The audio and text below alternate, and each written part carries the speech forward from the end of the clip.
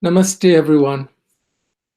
Today, Hindus across our world celebrate Mahashivaratri, the great night of Shiva, one of the major festivals on the Hindu calendar with special significance for those of us who honor God as Shiva.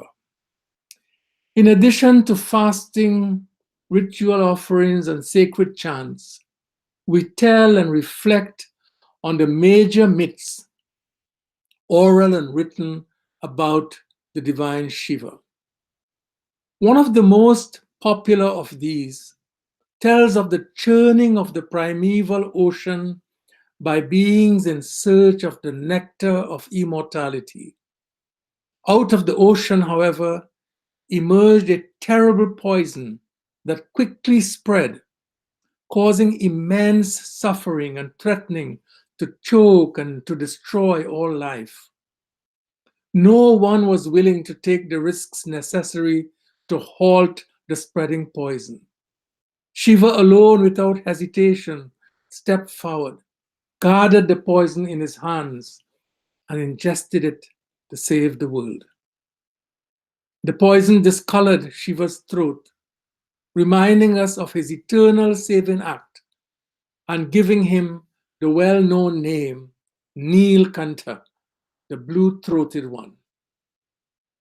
Shiva's willingness to take the risk of swallowing poison is a divine act of love in the face of suffering. Shiva does not hesitate. In celebrating the great night of Shiva, we remind ourselves of Shiva's loving compassion, but also of our own human obligations when others suffer. The message of Shivaratri is that we must not be indifferent when there is suffering in our communities. Like Shiva, we must also be willing to step forward, take personal risks, and act on behalf of those who suffer. As worshippers of God, as Shiva, we must act like Shiva. Shivaratri teaches us that we have a responsibility to identify the suffering in our midst and to commit ourselves to actions that address the underlying causes. We must ask ourselves, what are the poisons today that threaten lives and cause suffering? These poisons include poverty and discrimination that cause minority communities to suffer inordinately in the midst of a global pandemic. These poisons include racism, casteism, gender injustice, toxic nationalism, environmental degradation, and the loss of human rights.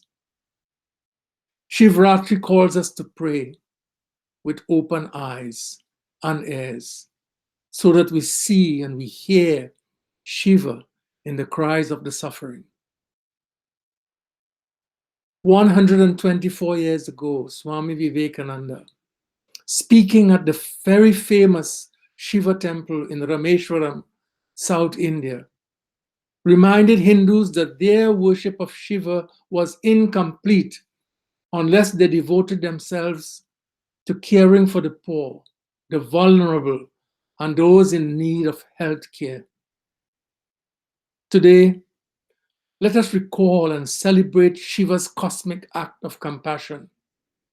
But let us challenge ourselves to speak and to act on behalf of those who are the victims of the contemporary poisons that cause suffering and threaten human well-being. May Shiva bless you and your families. Happy Shivaratri.